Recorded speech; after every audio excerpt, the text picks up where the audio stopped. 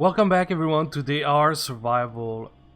We are at the starting screen right now because I recorded too long last episode, so I wanted a quick intro. We're about to do the main quest, so you'll see.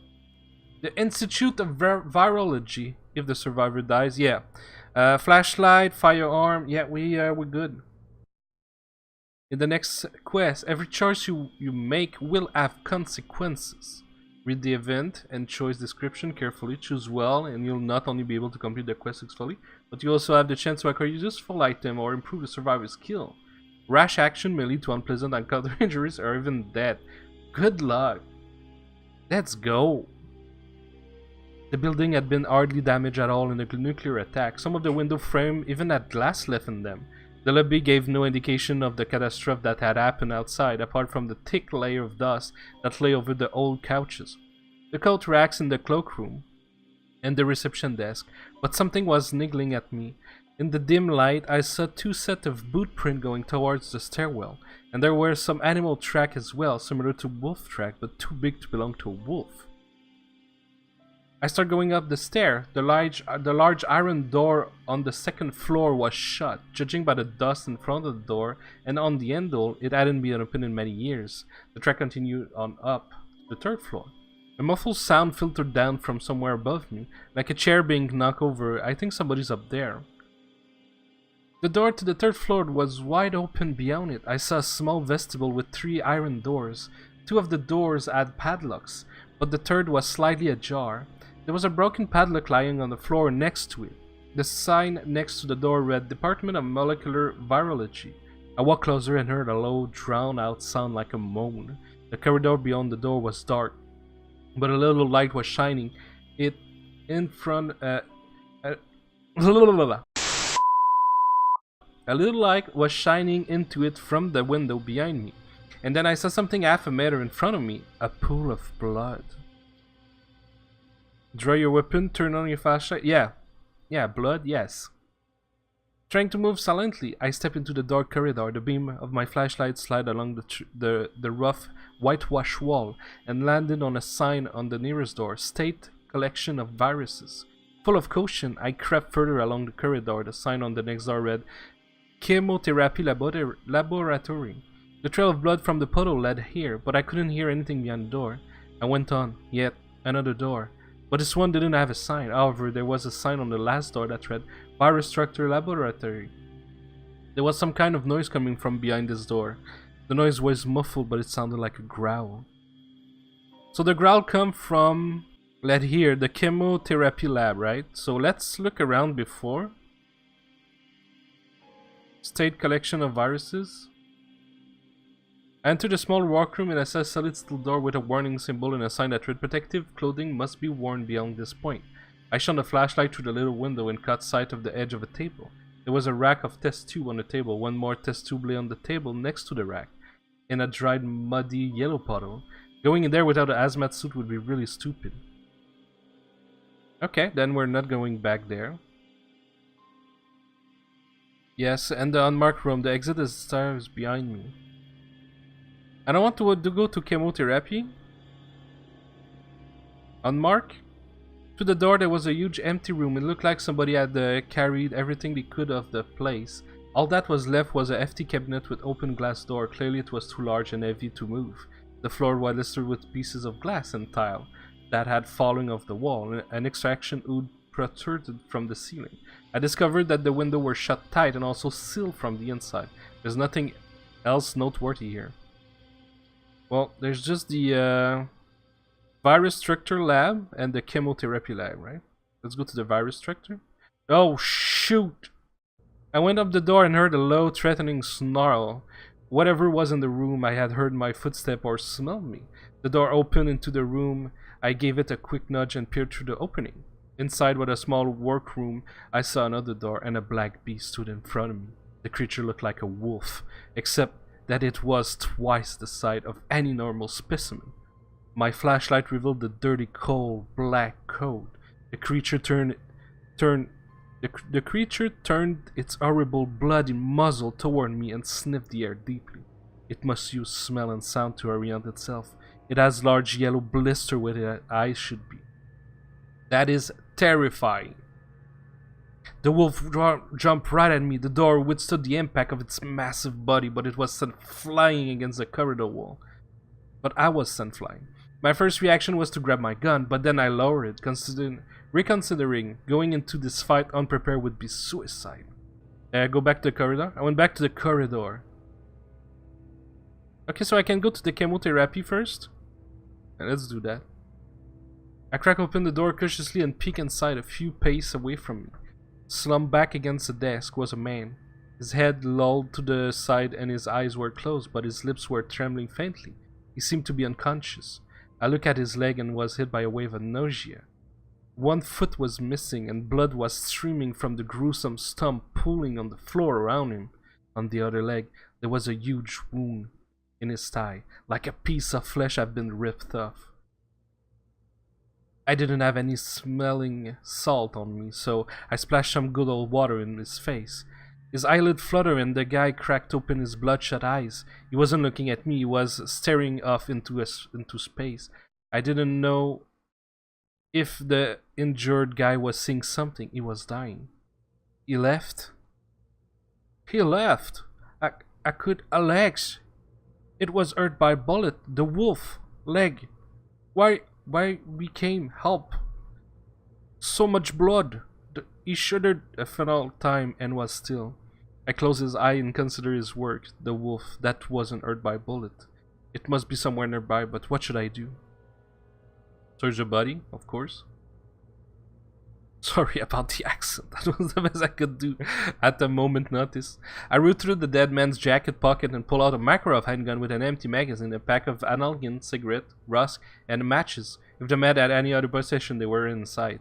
Search the room. The room was pretty preserved. On the table there was an empty test tube measuring beakers, spirit lamp, and 2 microscopes. A hefty centrifuge lurked in the corner in a glass-fronted cabinet. I saw a neat row of bulbous flasks containing chemical agent of various color. I combed the room for any records of note. I found a few newspaper clippings and a memo written by the lab technician, but there was nothing useful in them. My attention was immediately drawn to a large flask labeled urea hydrogen peroxide. I recalled the wolf that had no fear of bullet. What if I weaken it with smoke first? I put on rubber gloves and poured all the analgin I found in the dead man's pocket into a beaker. I crushed it with a pestle and sprinkled it on top of the urea hydrogen peroxide. Then I made cones out of newspaper and packed them with the mixture. The smoke bombs are ready. So that was a good thing that we went back here. Okay. Let's go fight. Yeah. I went up the door and heard a low threatening sound. The monster was waiting for me. Can I crack open the door and throw a smoke bomb in? The wolf won't be able to smell me through the smell of the smoke. I'll have the advantage. Yes. I lit the paper wrapper, lobbed both smoke bomb into the workroom and pressed my back against the door. It must have been smoking well because the wolf seemed to be getting angry. It threw itself at the door again and again. The joint of the door shook with every impact. I prayed to God that the wooden lock would hold. At last, the wolf stopped trying to get out into the corridor. It seemed it was trying to get into the inner room of the lab. I can't waste any time. Open the door, go in. The whole room was filled with smoke.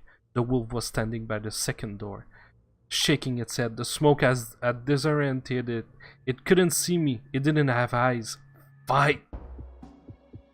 Oh, I'm grabbing everything good. Yeah, that. Do I want a knife? Yeah, 2 guns and a knife. I'm scared. Why is the sound broken? I'll go straight. Oh my god. 300. Oh crap. Oh no, I broke the soundtrack. What happened if I go there? Is it gonna follow me? Oh. Interesting. Well, I'm gonna wait another turn. Yeah. Can I shoot from here? No. Crap. How about from here? BAM! Oh, he cannot see me. BAM! Oh, he hurts! Oh no. Please die. Oh, what is going on? Why do I keep missing? I might be dead. Am I dead? Oh, oh, oh, oh, don't miss. Oh my god.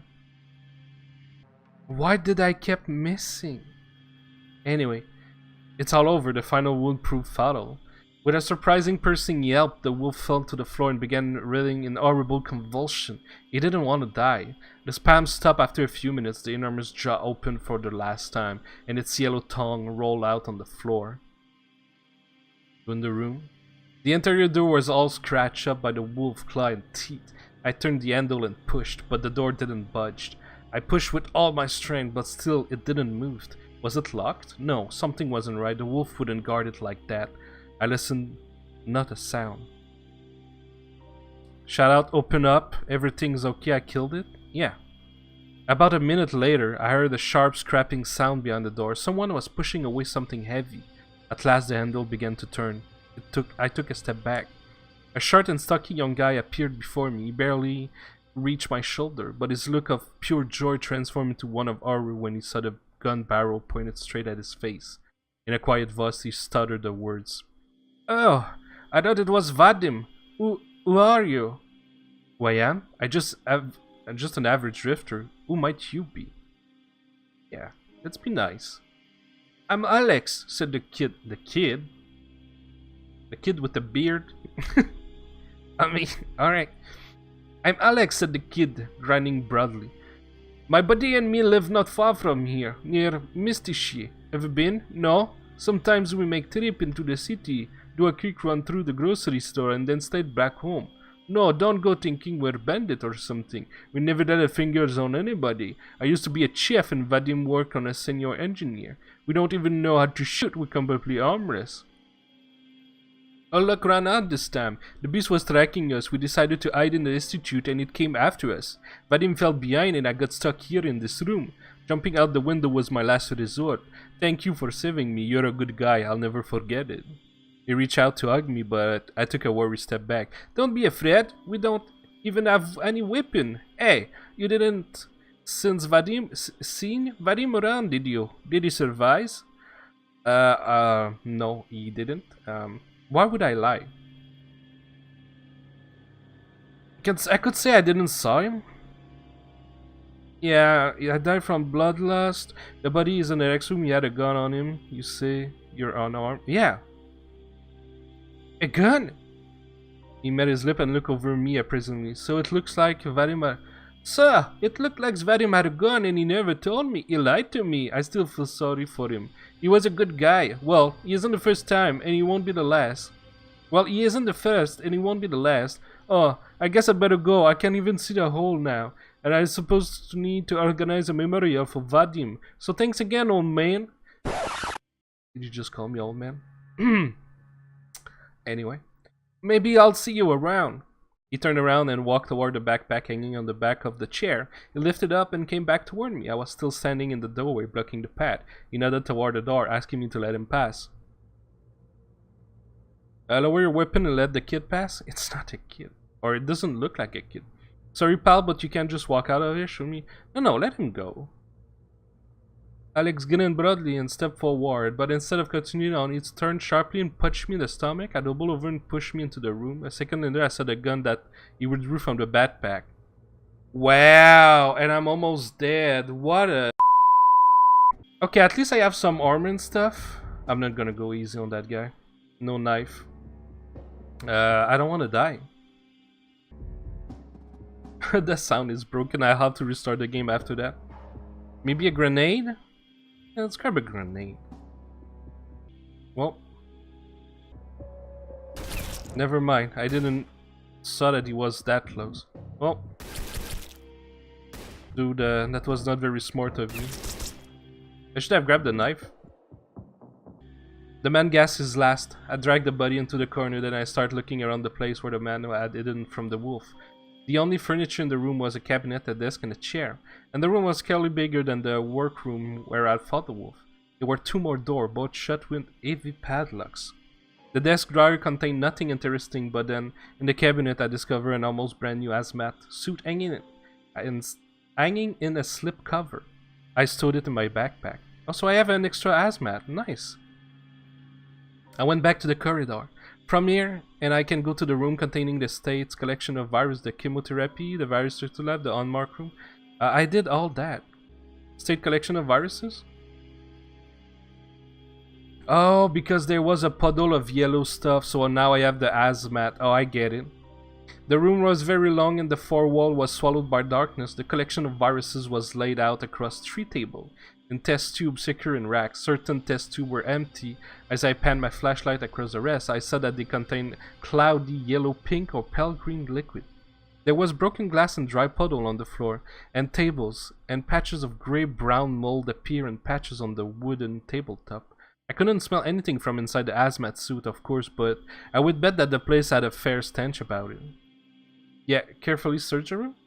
The smash test tube indicate that the building has been shaken during the nuclear attack, but not violently enough to overturn the chairs. There were microscopes on a bench running along the far wall. A chunk of plaster was sticking out from under the table. Probably fell off during the bombing. I bent down and saw a hole in the wall. There was something inside. Yeah, reach inside. Well, what do we have here? Looks like somebody wanted to send a letter, but they forgot or ran out of time. Its content might be of interest, seeing how it was hidden in the wall and all. I hope the paper didn't get too damp in there. I don't think I'm going to find anything more in this apartment. I need to leave the institute and examine my find. Yeah, go out. So I looted around, and most of the city. I went quite far, actually. I want to loot everything I could. And then I realized I still haven't read the damn letter from the quest. So here we are. Dear Nadezhda, when you read this message, I beg you, do as I say. I don't want to frighten you, but things are bad. Nesterov didn't come to the lab today. The rest is illegible, the ink is blurred. The recipient's address is on the envelope. NV Kolik Tula, 28 Krasnoarmeski Prospect. I guess we're going there, huh? When I left the institute, the first thing I did was to take out and examine my main trophy, the letter. Yeah, that's exactly the first thing I did. Days later. From the cache in the state collection of viruses. As I feared, the cheap paper had grown damp and the ink had run both on the envelope and on the letter itself. But the little I could decipher was very intriguing. I don't want to frighten you, but things are bad. Nesterov didn't come to the lab today. It looks like there was some secret behind being kept in this place. I need to go to Tula and speak with this Nadezhda Kulik. I hope she knows something and that she's still alive. If I'm lucky, I'll find whoever wrote this letter there too. Okay, sounds good. Where is that? It is not too far, and I think I looted most of the city. Okay. Well, I'll be on my way. And now we're at Tula. I set up camp just beside, just in case. It's a level 3 radiation city. Shouldn't be too hard. And there's something over there too. I don't know. Looks like people. I don't know if it's bandit or friendly. Let's see. Okay, so we have to go over there. But for now we have a construction site. I'll take the cable. Yes, I know my food is low. That was the plane. Just want just a bit. Oh, not too much. A bit of water. There you go. Take the cable because I said that a lot of stuff that we're gonna build required cable. Tape. Yeah, that's all good. You mean you found nothing useful? Search harder. That is good. That's all good. Oh, my lamp is I see. Let me load it. There's a bug with that thing. When you recharge that one, the dynamo flashlight, it takes 20 energy to do so. That one super quick, take no energy. Don't use that. It's awful. And it's only gives 10% higher than a torch. So unless you're really like in a bad situation, don't use that thing. Don't know if it's supposed to be like that or what, but it is pretty bad. Like those tea. Why is there tea in the construction site? I don't need any of that. Some vodka. as always. So we have to go over there so we can loot around. Oh, there's a bunch of good stuff around here. It says city level 3. I should probably put my good mask on. We have a bunch. Oh, that's even better though. Well, it's a level 3. I'm gonna use that one for now to use them. I just need one good mask, then we can change the filter. But I'm trying to get rid of those and keep my filter for the better mask. So what about over here? I don't need the first two, but I do need the healing salve. Pretty good, give back health. Always useful. I don't need any of that. Book, always. Unless it's a sewing book. I don't need that anymore because my sewing is maxed. Yeah. I'm looking to do the leather armor, but we need the welder and then generator. I just found the one welder so far. And I have it in my inventory, and it's broken. We need mechanic level. I just got my level 7. We need mechanic level 8 to do a welder, and the generator. We need both of them to do the armor. So, and also we're about to be able to do the new car. All I need is a rubber part. As soon as I have a rubber part, I can gather everything else pretty easy. Yeah, tire, battery I can make, scrap super easy. So as soon as I find a rubber, I'm gonna be able to upgrade car. Already, the grind is real, very real. I don't need any of that. I'll take the bicycle though. Okay, I was waiting for those to go down because I grabbed some meat by killing a couple of lynx on my way here. I've got attacked by a bunch of people. So I made a 12 salted meat, or yeah, exactly. So I'm gonna be able to make some delicious shashlik that gives back energy. That's very awesome. There you go. Food. Give me those. Look at that, that's beautiful. So the way I do it is if I need energy, I do those. If I need health, I do this for 10 health. And if I just need, that one is not bad too for 5 health, but it gives back water and food.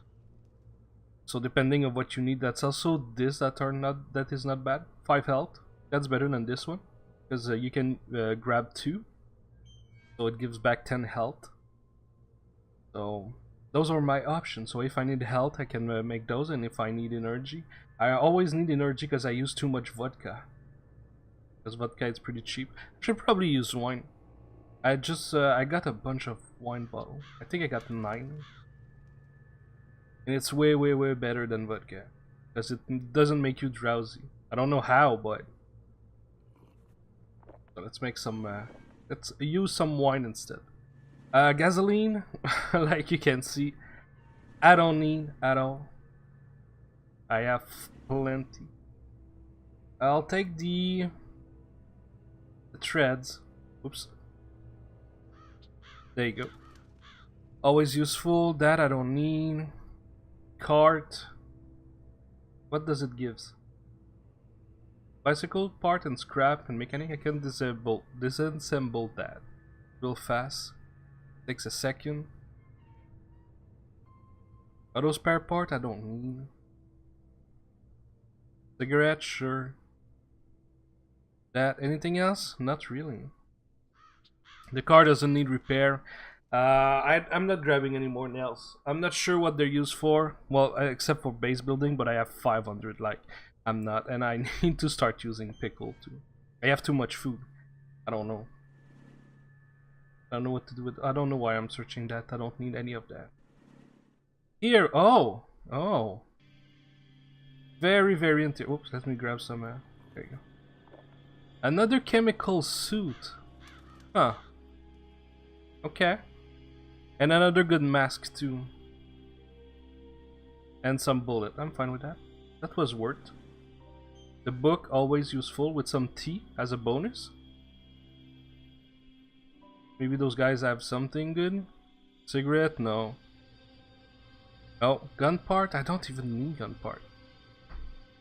Like cigarette, they have a lot, but I heard that you can maybe try those, so I keep them for now. Gun part, I have a lot. I'm pretty sure it's in. It's gonna be in component, right? 14. No, that's assault rifle. Rifle part. Where is it? Right here. 51 pistol part. I think I'm gonna stop grabbing those. Do I need anything in here? Not really. I'll pass. I need those. Just in case we get addicted. Oh no, that's not that. Yeah, that's the health and radiation. Very, very good. Always needs more of those. Give me some more wine.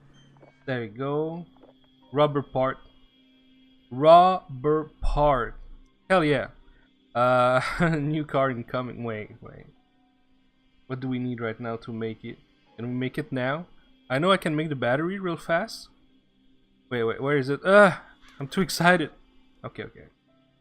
So we need the disassemble vase. Probably one in this city.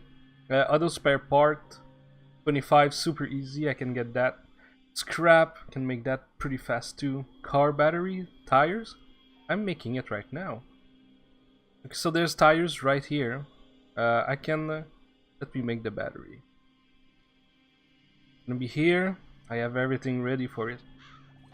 Bam! One battery. Done. Now we're overburdened though. I'm gonna dump a bunch of gas over here. Way better. Okay. Bring something. And we're good. I'm gonna save. I'm gonna gather everything I can. Find car. There's plenty of car too.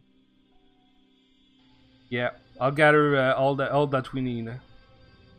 And there we go.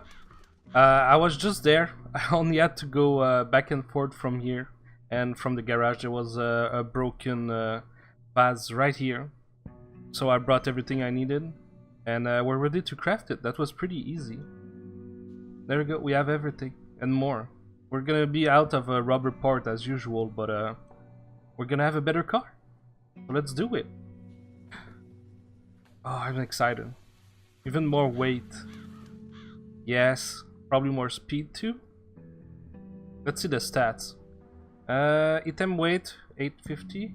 Okay, so it's heavier. I mean, it's a bigger car. Makes sense. Stealth, not a problem. Capacity set 720, 560. That's really good. Higher speed, off-road, water. it's faster in water. Fuel consumption, consume a bit more, but fuel is not a problem right now. So yeah, let's go. Bam! So we can drop. I don't know how we have a car in a car, but we can drop this one now, and probably even disassemble it for more XP and stuff. I'm gonna grab back my fuel. I have to remember I have fuel on the side too. I'm gonna grab 2 spare part to repair, 2 tire to repair. I don't need the battery. I guess this one I'm gonna break because we don't need anymore. Yeah, do it. There you go. So we're gonna grab some of the stuff that we used to craft it in the first place, and we should be good to go. Yeah, don't need any of those. Wait, that's a not broken car battery. Maybe I'll keep it for now. And I'm gonna go grab back my stuff here, my fuel, and it should be good. That's a toolkit. All right, I'll take it. I don't know how many toolkit I need, but you guys told me, hey, keep the toolkit. It's pretty. You're gonna need it, but I don't know how many you need. But I think I have like 11. Yeah, I have 11 toolkit. So and it's getting pretty heavy to carry around. I don't need that. Only 25 views? Really? I thought it would be better than that. Huh. I'll grab a cigarette, why not? Let's save. Just in case. So we did pretty much all over here if I'm correct. Yeah, we already did all of that. Okay. How about here? We can grab more fuel now. I prefer grabbing fuel than anything else. Because at least fuel is useful, but I'm I'm a hoarder, so I want to keep everything. So by having a lot of fuel, it prevents me from gathering a bunch of stuff that I don't need. Because we're gonna go through fuel anyway at some point. We can grab some water, we can grab those. Chemistry set again. That's another, I don't know how many chemistry set, I have 12. Like, I know they don't have a lot of use, so... But this is so heavy, I don't need all those parts. I'll keep like 100. I said 100 to drop one. Perfect, nailed it. Drink some water. Oh, we need some energy. So I'm gonna make a special food. Oh, the purple dream. Right there. Even those I start to have a bit too much.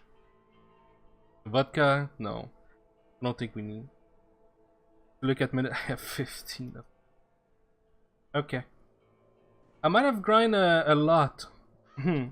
A lot of CD around. Maybe a bit too much. Number 28. On Krasnoarmeski Prospect no longer exists. It and all the other within half a kilometer are gone. I found myself in the very center of a giant waste ground, littered with chunks of brick, concrete, and charred trash. Here and there, pathetic remnant of brick walls and concrete slab rose up out of the ground. I suppose a nuclear bomb went off here in 1984, right where I'm standing. No one here could have survived it, but maybe Nezdakolik had fled the city before the bomb? I need to find out if there's our survivor near Tula. Oh, Tula is right there. Perfect. Well, let's go. Survivor's base. If Svetlana and her comrade had taken shelter in the apartment block, then the local survivor had built a whole camp out of crude wooden hut. Judging by the smoke, somebody even managed to build a working stove. There were only 24 of them in total, mostly women of various age. Ooh. In response to my question about Nedezdakulik, I was directed toward the smallest shack. It looked like luck was on my side this time. One thing worried me though. Why did the locals speak of Nedezda with such mournful expression of their face? Talk to the local? The camp leader Isolda Robertovna is a war veteran. Others recommend the local have armed themselves with rifles from the Tula factory and fended off enemy more than a few times. Funnily enough, the only man I saw in the camp, Ignat, was washing laundry. Yeah, that's funny. But why is there only women here? I mean, lucky guy. My attention was drawn to a pale middle-aged man sitting on the wooden stool. He was doing laundry in the tin basin in front of him. Suddenly he gave out a loud barking cough, then brought a rough grey rag to his lip. He became aware of my gaze and his cheek reddened. What are you gawking at? Get lost! I was wondering, maybe you need help with something? I don't. I've got a whole camp full of helper here. They bring me pills, they bring me bowls of hot water to steam my lungs, and when the time comes, they'll cry over me and put me in the ground. The last thing I need is another reminder. You're planning to die? Maybe. Maybe I ain't. It's none of your business. Where did you even come from? Which camp did you blow in from? No camp. I'm a drifter. A bandit then. Nobody else survived in the wasteland. Hey bandit, you got a smoke on you? With that cough, a cigarette's the last thing you need. One drag and you'll be dead. Ignat suddenly gets up and walks toward me. He comes up close and spit on the floor at his feet, barely missing my shoe. And what if I do need it? Ignat's face went grey, breathing heavily. He dropped his head and winced. He went back to his stool and sat looking at the floor. A minute later, he looked up at the almost pleadingly. Hey man, come here. What do you need? I'm going to die real soon. And they just fuss over me, feeding me, dosing me, and I'm like a parasite, just sitting here doing nothing. They did me a big favor today. They let me wash my own rags. They tell me I shouldn't strain myself while I'm sick. So you're tired of it? Man, I was shock worker, the first person in non-metal work to earn a title, and then everything went to shit. An epidemic took my son, then the bomb fell. I thought it was all behind me, but no, my lungs don't work. My wife is my nurse. She spoon feed me if I let her. But I'm not an old man, I'm not even 40. So you're a foundryman? Foundryman, fitter, I was even a welder at one point. It worked with the iron all my life. I've got an idea, I'll help you, I'll build you a forge, you know, like you see in villages. With an anvil, a furnace, bellows. You'll be able to continue working with metal, and in exchange, you'll teach me. Ignat's eyes light up for a second, but then he dropped his head again. I don't know, man. It's been too many years and I've never worked in a country forge. I've watched my grandpa forging stuff. I won't be able to do it. You'll do it. What have you got to lose? If it doesn't work out, you can just go back to your stool and keep clutching at your wife's skirt and begging cigarettes of bandits. I'm going to be a blacksmith? Like Gramps? Alright, man. It's deal. We'll build a forge and I'll teach you what I can remember. And you'll be able to pay back your wife and the rest for taking care of you. But take it easy or else you'll hurt yourself. Huh. 7 or 8 wooden shacks surrounded by 8 palisades. The inhabitants around 20. Eat whatever they can fish or hunt.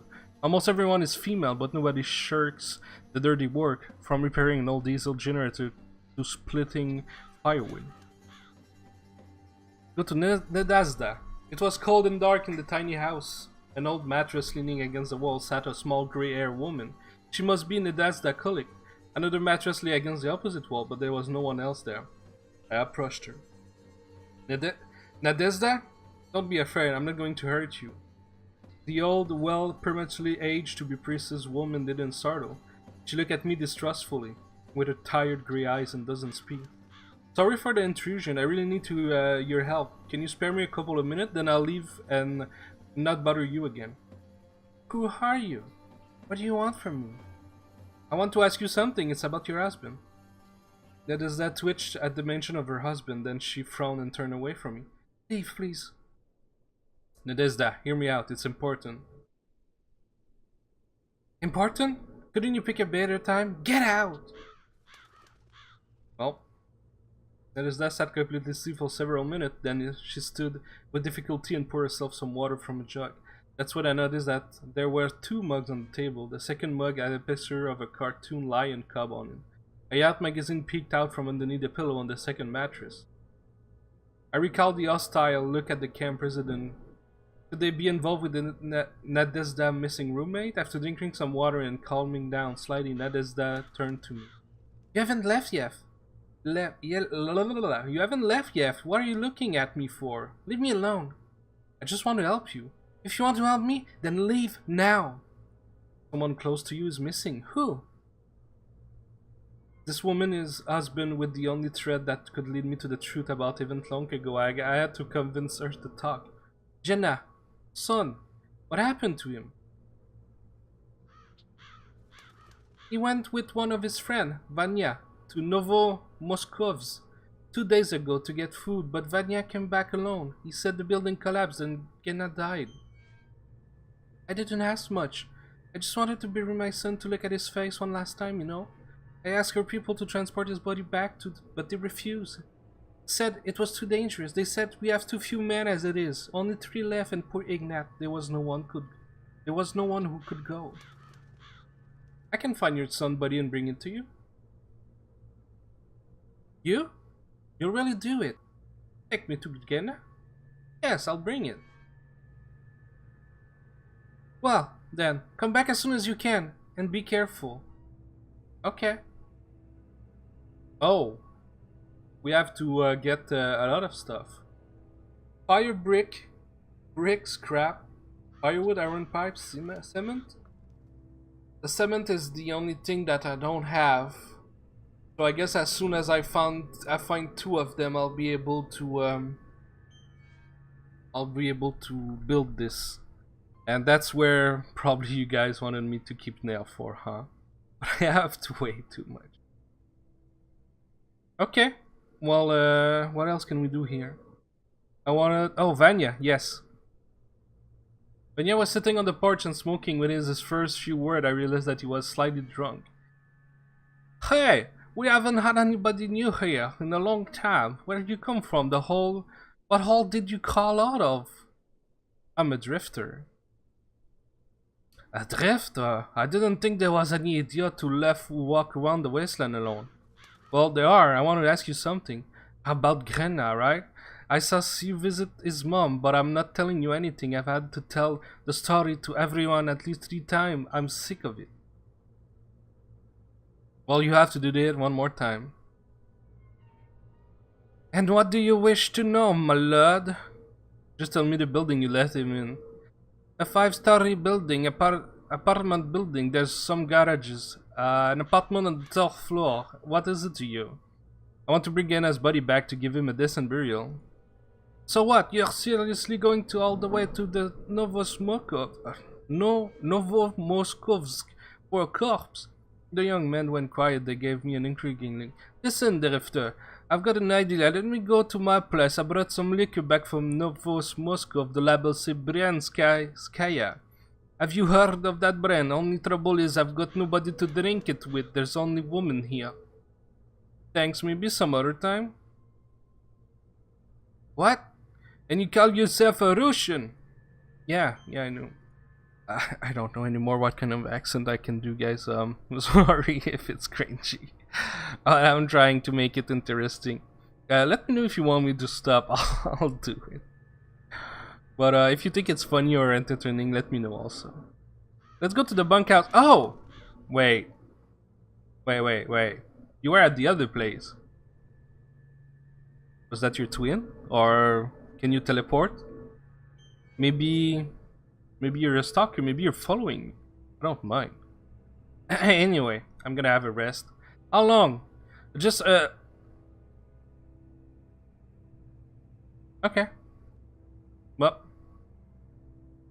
so I think that's it. So we have to go get the corpse.